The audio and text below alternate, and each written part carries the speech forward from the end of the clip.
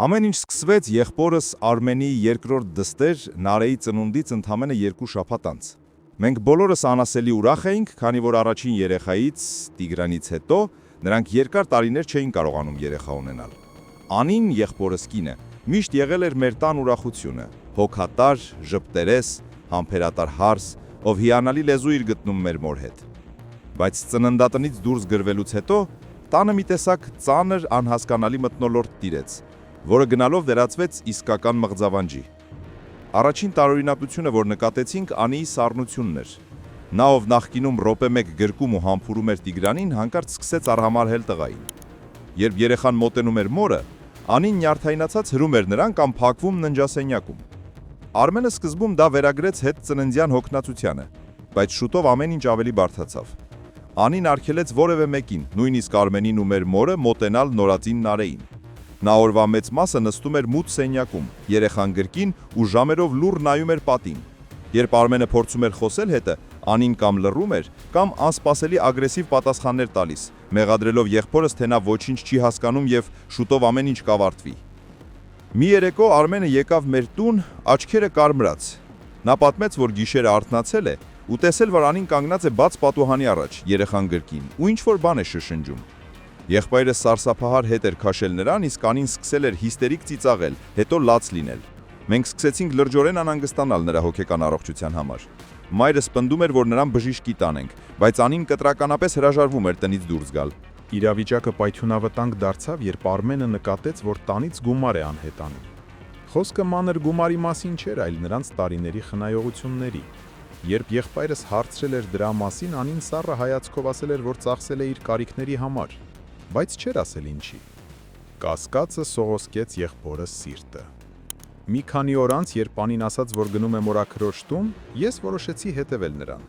Արմենի խնդրանքով։ Ես ինձ ստոր էի զգում, բայց պետք էր հասկանալ ինչ է կատարվում։ Անին չգնաց մորաքրոջ տուն։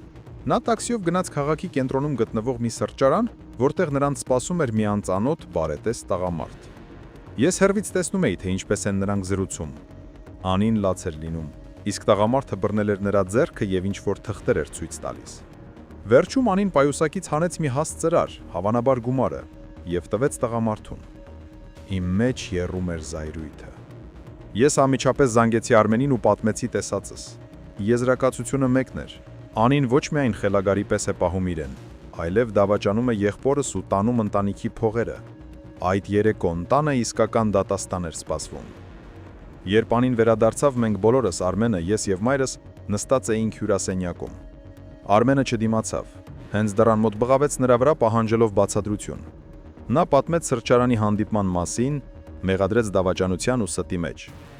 Մայրս լաց էր լինում, ասելով, թե ինչպես կարող էր նա այդպես վարվել իր երեխաների հետ։ Անին լուռ լսում էր։ Նրա դեմքին ոչ թե զղջում կար, այլ անասելի հոգնածություն։ Երբ Արմենը վերջացրեց գոռալը եւ պահանջեց, որ նա հավաքի իրեն ու հեռանա, Անին դանդաղ մոտեցավ պահարանին, հանեց մի թղթապանակ եւ դրեց սեղանին։ «Կարդա», ասաց նա շշուկով։ «Հետո կորոշես վռնդել ինձ, թե ոչ»։ Արմենը դողացող ձեռքերով բացեց թղթապանակը։ Առաջինը, ինչ ընկավ աչքովս, բժշկական եզրակացություններն էին։ Բարդ բժշկական տերմիններ, MRT լուսանկարներ եւ ախտորոշումը, գլխուղեղի չարորակ ուռուցք, որը զարգացել էր հղիության ընթացքում։ Սենյակում քար լռություն տիրեց։ Անին նստեց բազմոցին ու սկսեց խոսել, բայց նրա ձայնը հնչում էր կարծես հեռվից։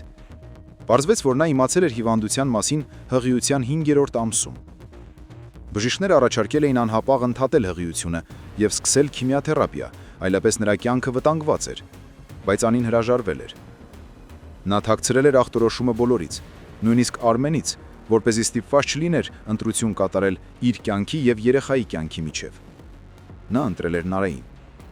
Հետծննդյան շրջանում նրա տարօրինակ պահվածքը, մոռացկոտությունը, գլխապտույտները եւ ագրեսիան ոչ թե խելագարություն էին, այլ ուղուցքի ճնշման հետևանք։ Նա վախենում էր երեխային գրկելիս վայր գցել, դրա համար էր հաճախ մերժում։ Նա մթության մեջ էր նստում, որովհետև լույսը անտանելի ցավ էր պատճառում աչքերին։ Իսկ սառնությունը Տիգրանի հանդեպ դա ամենացավոտն էր։ Նա փորձում էր տղային վարժեցնել իր բացակայությանը, որպեսզի երբ ինքը մահանա, երեխան ավելի քիչ տարափի։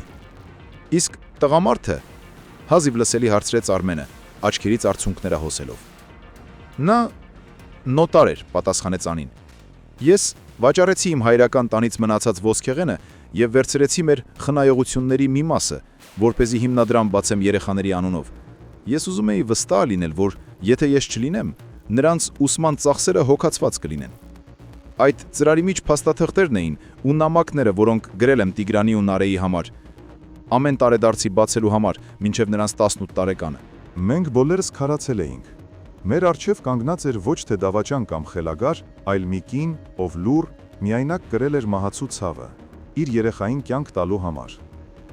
Արմենը ծնկի իջավ Անիի առջև ու գրկեց նրա ոտքերը բարձրաձայն հեկեկալով։ Մենք, ես ու մայրս, ամոթից գետինն էինք մտնում մեր կասկածների համար։ Բայց պատմությունը սրանով չավարտվեց։ Այդ գիշեր Անիի վիճակը կտրուկ վատացավ եւ մենք նրան շտապ տեղափոխեցինք հիվանդանոց։ Վիրահատությունը տևեց 12 ժամ։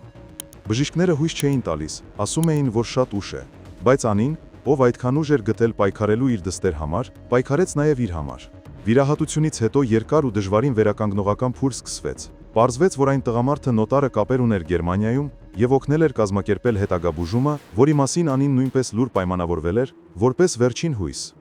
Այսօր Նարեն արդեն 3 տարեկան է։ Անին դեռ դժվարությամբ է քայլում եւ արագ հոգնում է, բայց նա ողջ է։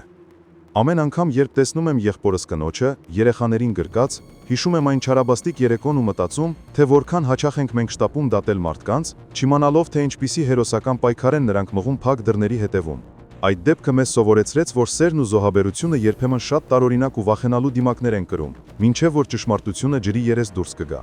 Անցել է արդեն 3 տարի, թեև Անին դեռ ամբողջությամբ չի ապաքինվել, բայց մեր տանը հիմա բոլորովին այլ, սրբազան մթնոլորտ է տիրում։ Մենք նրան ոչ թե ուղղակի սիրում ենք, այլ խոնարհվում ենք նրա այդ անմարդկային ուժի առաջ։ Ամենահուզիչը Տիգրանի պահվածքն է։ Փոքրիկ տղան կարծես հասկանալով, թե ինչու էր մայրը ժամանակին իրեն վանում, հիմա մի վայրկյան անգամ չի հեռանում նրանից, փորձելով իր ջերմությամբ բուժել մոր վերքերը։ Այդ դեպքը մեզ, մեծերիս համար դարձավ կյանքի ամենադաժան, բայց եւ ամենակարևոր դասը։ Մենք սովորեցինք, որ երբեք չի կարելի շտապել դատավճիռ կայացնել, քանի դեռ չես տեսել մարդու հոգու անդունդը։ Անին մեզ ապացուցեց, որ իրական սերը պարտադիր չէ, որ գոռա իր մասին։ Երբեմն այն լուռ տարապում է խավարում, մենակության մեջ, միայն թե հնարավորություն տա հարազատներին ապրել լույսի ներքո։ Սա էր մեր ընտանիքի փրկության գինը։